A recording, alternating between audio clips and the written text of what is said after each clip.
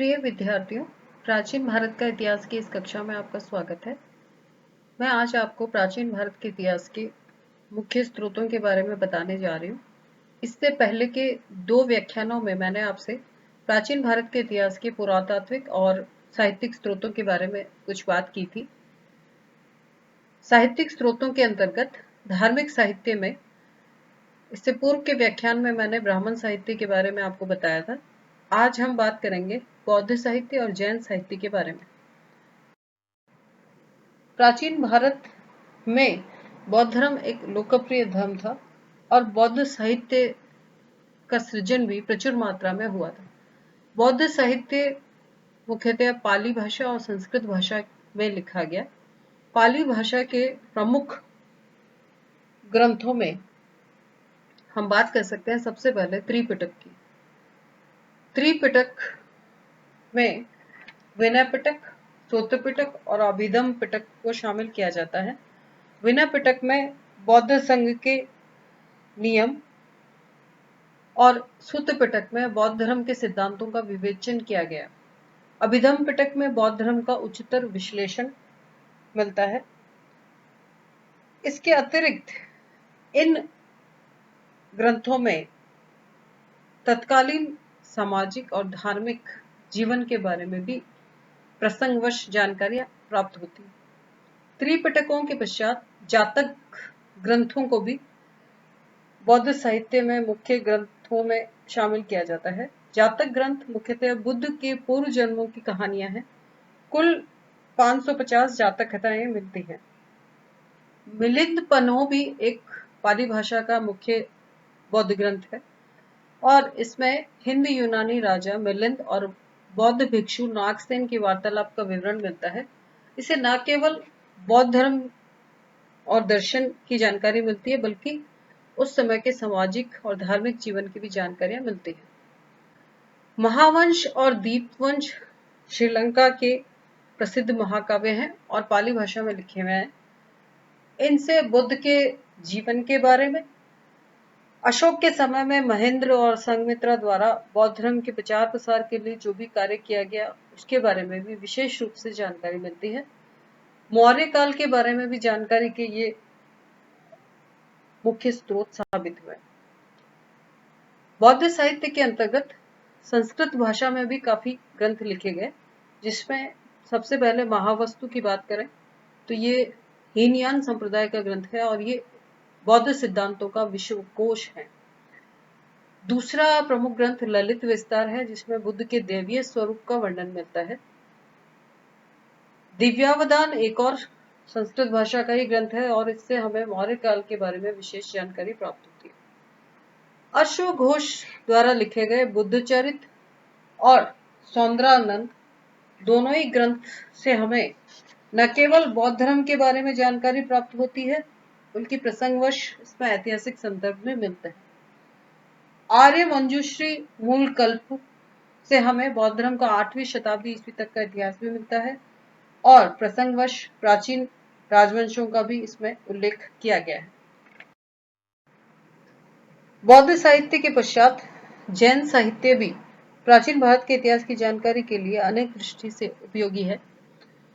जैन साहित्य के अंतर्गत सबसे प्रमुख है जैन आगम और जैन आगम में हमें जैन धर्म और दर्शन की विशेष रूप से जानकारी मिलती है। जैन आगम के अतिरिक्त निर्युक्ति, भाष्य, चूर्णी और टीका ये वो ग्रंथ हैं जिनमें जैन आगमों की व्याख्या की गई है या उन्हें समझाया गया है। इसके अलावा हेमचंद्र द्वारा लिखा गया परिशिष्ट पर्वन ऐतिहासिक दृष्टि से सबसे प्रमुख ग्रंथ है और इसमें साथ ही हमें मौर्य काल के बारे में भी विशेष जानकारी प्राप्त होती है। भद्रबाहु चरित भी ऐतिहासिक दृष्टि से देखें तो जैन साहित्य का दूसरा मुख्य ग्रंथ है। जैन साहित्य के अंतर्गत कुछ जैन पुराण भी लिखे गए, जिसमें जिनसेन द्वारा लिखा गया हरिवंश पुराण और जिनसेन और गुणभद्र द्वारा लिखा गया महापुराण विशेष उल्लेखनीय है। जैन साहित्य के अंतर्गत कुछ कथा साहित्य भी लिखा गया, जिसमें हरिपुत्र सूरी का कथा कोश, सम्रादित्य कथा और धूर्ताख्यान विशेष रूप से उल्लेखनीय है और उद्योतन सूरी का कुवलय माला कथा को हम इसके अंतर्गत शामिल कर। धार्मिक साहित्य के पश्चात हम धर्मेतर साहित्य यानी वो साहित्य जिसमें धर्म मुख्य विषय नहीं था उसकी बात करेंगे। और इसमें हम सबसे पहले बात कर सकते हैं ऐतिहासिक साहित्य की। ऐतिहासिक साहित्य अर्थात वो साहित्य जिसका मुख्य विषय इतिहास रहा या ऐतिहासिकता का तत्व उसमें मुख्य रूप से नजर आता है। इसमें सबसे पहला ग्रंथ है कल्हण द्वारा लिखित राजतरंगिणी। और इस ग्रंथ में प्राचीन काल से लेकर 12वीं शताब्दी तक का कश्मीर का इतिहास मिलता है और इसे हम विशुद्ध रूप से ऐतिहासिक ग्रंथों में सबसे प्रमुख ग्रंथ मानते हैं। विशुद्ध ऐतिहासिक ग्रंथों की श्रेणी में दूसरा प्रमुख ग्रंथ है बाणभट्ट का हर्षचरित। इसमें वर्धन वंश का इतिहास, हर्ष की प्रारंभिक जीवनी और तत्कालीन राजनीतिक, सामाजिक और धार्मिक जीवन की प्रामाणिक जानकारी मिलती है। इसके अलावा हमें कुछ और ऐतिहासिक ग्रंथ जो कि इतिहास की दृष्टि से काफी उपयोगी हैं उनके बारे में भी हम बात कर सकते हैं, जिनमें वाकपति राज का गौड़बहो जो कि कन्नौज के शासक यशोवर्मा से संबंधित है, विलन का विक्रमांक देव चरित जो कि कल्याणी के चालुक्य शासक विक्रमादित्य की उपलब्धियां जानने के लिए है, और पद्मगुप्त परिमल का नवसा हंसाक चरित जो कि परमार वंश के बारे में हमें जानकारी देता है। हेमचंद का कुमारपाल चरित गुजरात के चालुक्य शासक कुमारपाल की उपलब्धियों के बारे में जानने का महत्वपूर्ण साक्ष्य है। इसे द्वयाश्रय काव्य भी कहा जाता है क्योंकि ये दो भाषाओं में अर्थात प्राकृत और संस्कृत में लिखा हुआ है। इसके अलावा जयानक का पृथ्वीराज विजय भी प्रमुख ग्रंथ है और इससे हमें पृथ्वीराज के बारे में महत्वपूर्ण जानकारियां मिलती हैं। इसके अलावा हम अगर बात करें धर्मेतर साहित्य के अंतर्गत तो लौकिक साहित्य और अर्ध ऐतिहासिक साहित्य दो श्रेणियों में इसे देख सकते हैं। लौकिक साहित्य के अंतर्गत वे ग्रंथ आते हैं जिनका मूल विषय ऐतिहासिक नहीं है बल्कि उनका उद्देश्य अन्य विषयों का प्रतिपादन करना है, जैसे राजनीति, व्याकरण, ज्योतिष आदि। लौकिक साहित्य के अंतर्गत ऐतिहासिक संदर्भ प्रसंगवश मिल जाते हैं। इस प्रकार के प्रमुख ग्रंथ है पाणिनि की अष्टाध्यायी जो कि बेसिकली व्याकरण का ग्रंथ है, लेकिन इसमें मौर्य काल से पूर्व के सामाजिक, धार्मिक और राजनीतिक इतिहास के बारे में भी जानकारी मिलती है। कौटिल्य का अर्थशास्त्र दूसरा प्रमुख ग्रंथ है जो कि वैसे तो लोक प्रशासन के बारे में जानकारी देता है, लेकिन मौर्यकालीन प्रशासन, सभ्यता और संस्कृति के विविध पक्षों की भी जानकारी इससे प्राप्त होती है। पतंजलि का महाभाष्य शुंग काल के इतिहास पर जानकारी देने का एक बहुत महत्वपूर्ण साक्ष्य है। पतंजलि ने शुंग काल में हुए यवन आक्रमण का उल्लेख किया है और हमें इस प्रकार शुंग काल के बारे में जानकारी देने का एक महत्वपूर्ण साक्ष्य है। गार्गी संहिता भी एक और ग्रंथ है जिसमें यवन आक्रमण का उल्लेख है। कामंदकीय नीतिसार गुप्त काल का लेखन है और इसमें कौटिल्य के अर्थशास्त्र की भांति गुप्त काल के राज्य तंत्र के बारे में भी जानकारी मिलती है। अर्ध ऐतिहासिक साहित्य में हम उन ग्रंथों को शामिल करते हैं जिनकी कथा ऐतिहासिक है लेकिन उनको काल्पनिक तरीके से लिखा गया है। जैसे इसमें सबसे पहले बात कर सकते हैं विशाखदत्त के मुद्रा राक्षस की, जिसकी पृष्ठभूमि ऐतिहासिक है, यानी नंद शासक को हटाकर चंद्रगुप्त मौर्य को गद्दी पर बिठाने की पृष्ठभूमि पर इसे लिखा गया है। दूसरा बात करें कालिदास के रघुवंश और मालविका का अग्निमित्रम की। इन दोनों ग्रंथों से हमें ज्यादातर पुष्यमित्र शुंग के काल के उसके पुत्र के बारे में, अग्निमित्र के बारे में काफी जानकारियां मिलती है। इसके अलावा सोमदेव का कथा सरित सागर और क्षेमेंद्र का बृहद कथा मंजरी भी अर्ध ऐतिहासिक साहित्य में मुख्य साहित्य की श्रेणी में रखा। इनके अतिरिक्त धर्मेतर साहित्य में कुछ क्षेत्रीय भाषाओं का साहित्य भी शामिल है और इसमें सबसे प्रमुख है दक्षिण भारत का प्राचीनतम तमिल का संगम साहित्य। संगम साहित्य के अंतर्गत हमें चेर, चोल और पांड्य काल के सामाजिक और आर्थिक जीवन के बारे में महत्वपूर्ण सूचनाएं प्राप्त होती हैं। क्षेत्रीय भाषाओं के साहित्य में कन्नड़ भाषा में लिखे हुए ग्रंथ भी ऐतिहासिक दृष्टि से काफी महत्वपूर्ण है, उपयोगी है, जिनमें नृपतुंग का कविराज मार्ग, जो कि राष्ट्रकूट वंश के बारे में जानकारी देता है, पंप द्वारा लिखित विक्रमार्जुन विजय और इसके अलावा साहस भीम विजयम, ये सारे ही ग्रंथ मुख्य रूप से हमें ऐतिहासिक जानकारी उपलब्ध कराते हैं। रासो साहित्य, जो कि राजस्थान से जुड़े हुए वंशों के बारे में है, इसमें चंद्रबरदाई का पृथ्वीराज रासो और नरपति नाल का बीसलदेव रासो मुख्य रासो साहित्य में रखा जाता है। धार्मिक और धर्मेतर साहित्य के अतिरिक्त भारत में समय समय पर जो विदेशी यात्री आए और अनेक विदेशी राजदूत जो यहाँ रुके और उन्होंने जो कुछ भी लिखा, भारत के बारे में जानकारी देने का एक महत्वपूर्ण स्रोत है, जिसमें मुख्य रूप से हम बात कर सकते हैं यूनान और रोम के लेखकों की और यात्रियों की।